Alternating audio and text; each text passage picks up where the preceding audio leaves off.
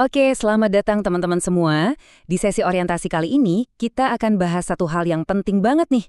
Ini bisa bantu keuangan kalian selama di sini, yaitu soal surat keterangan tanggungan, atau yang biasa kita singkat SKT.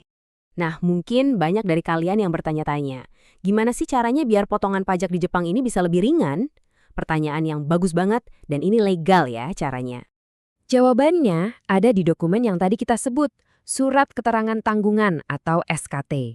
Simpelnya, ini tuh alat resmi dari pemerintah Jepang yang bisa kita manfaatkan buat ngurangin beban pajak kita.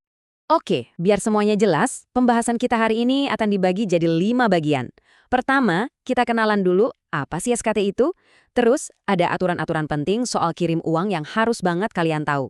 Ketiga, kita bahas soal target nominal dan biayanya. Keempat, soal jadwal dan dokumen-dokumen kunci, ini jangan sampai kelewat. Dan terakhir, gimana cara dapatin bukti pengiriman uangnya? Lengkap ya? Oke, kita langsung masuk ke bagian pertama ya. Jadi, apa itu SKT? SKT itu singkatan dari Surat Keterangan Tanggungan. Kalau dalam bahasa Jepangnya, namanya Fuyokazuku Shomeisho. Ini pada dasarnya adalah dokumen resmi yang isinya daftar anggota keluarga kita di Indonesia yang secara finansial kita tanggung. Nah, dokumen inilah yang jadi kunci buat kita bisa dapat keringanan pajak di sini. Nah, ini bagian yang paling seru. SKT ini efeknya kedua jenis pajak. Pertama, ada yang namanya shotokuze atau pajak penghasilan. Buat yang ini, kalian bisa dapat refund alias pengembalian uang.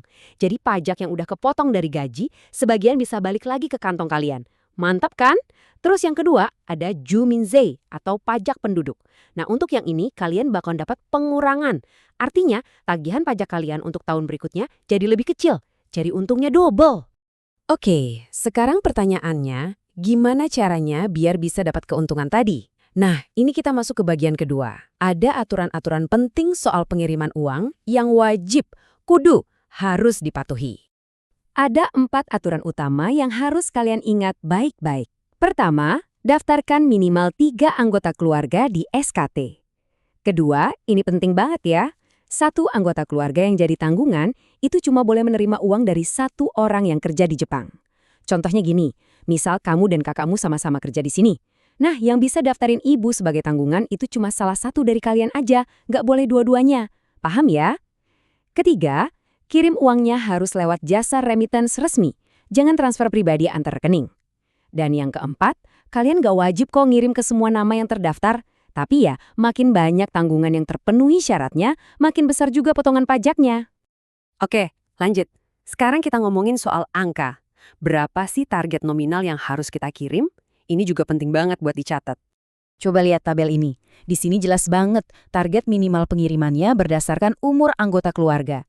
Kalau umur 30-69 tahun, targetnya 380.000 yen. Tapi kalau umurnya antara 17-29 tahun atau di atas 70 tahun, targetnya jauh lebih kecil, cuma 50.000 yen. Dan perhatikan ya, semua pengiriman ini harus dilakukan dalam periode Januari sampai Oktober. Jadi ada waktu 10 bulan buat ngejar target ini. Nah, ini ada sedikit tips strategis nih. Biar pasti dapat keringanan, utamakan dulu kirim uang ke anggota keluarga yang targetnya paling kecil, yaitu yang 50.000 yen. Kenapa? Ya karena lebih gampang dicapai kan? Jadi minimal 1 tanggungan sudah aman. Penting banget nih, angka yang tadi kita lihat di tabel itu adalah jumlah bersih yang harus diterima sama keluarga di Indonesia. Artinya, itu belum termasuk biaya admin. Jadi, pas ngirim, kalian harus lebihin sedikit ya buat nutupin biaya transfernya. Jangan sampai kurang, nanti jadi nggak kehitung. Oke, bagian selanjutnya soal jadwal. Ini super krusial karena kalau sampai kelewat 1 tanggal penting aja, kalian harus nunggu tahun depan buat ngurus lagi. Sayang banget kan? Yuk kita lihat kapan dan apa aja yang perlu disiapin. Nah, ini dia siklus tahunannya. Dari Januari sampai Oktober, itu periode kalian buat kirim uang dan nyicil sampai targetnya tercapai. Terus, di bulan Oktober, deadline. Semua dokumen harus sudah diserahkan ke Kumiai atau perusahaan. Setelah itu, di bulan Desember sampai Januari tahun berikutnya, barulah perusahaan akan proses pajaknya dan kalian bisa lihat hasilnya, entah itu refund atau pengurangan. Dokumen yang harus dikumpulin di bulan Oktober itu simple kok, cuma ada 2. Yang pertama, SKT asli yang udah ditandatangani dan dicap sama kepala desa atau lurah di kampung. Harus asli ya. Kedua, bukti atau rekapan pengiriman uang dari jasa remittance yang kalian pakai. Pastikan rekapannya untuk periode Januari sampai Oktober. Oke, kita sampai di bagian terakhir. Terus gimana cara dapetin bukti pengiriman uangnya? Tenang, gampang banget. Cuma 3 langkah kok. Langkah pertama, hubungi aja pihak remittance yang kalian pakai, bisa lewat medsosnya atau datang langsung ke kantor cabangnya. Langkah kedua, tinggal bilang, minta tolong dibuatkan rekap pengiriman uang saya untuk periode Januari sampai Oktober. Nanti mereka yang proses. Nah, langkah ketiga, dokumen rekap itu biasanya dikirim lewat email atau bisa di-download. Tinggal kalian print deh, cetaknya gampang, dikombini juga bisa. Nah, dengan ngikutin semua langkah tadi, proses ini sebetulnya nggak ribet sama sekali. Dan manfaatnya buat keuangan kalian lumayan banget loh. Semua informasi ini kami siapkan supaya kalian bisa memaksimalkan penghasilan selama kerja di Jepang. Jadi gimana? Sudah siap mengurus pajak kalian?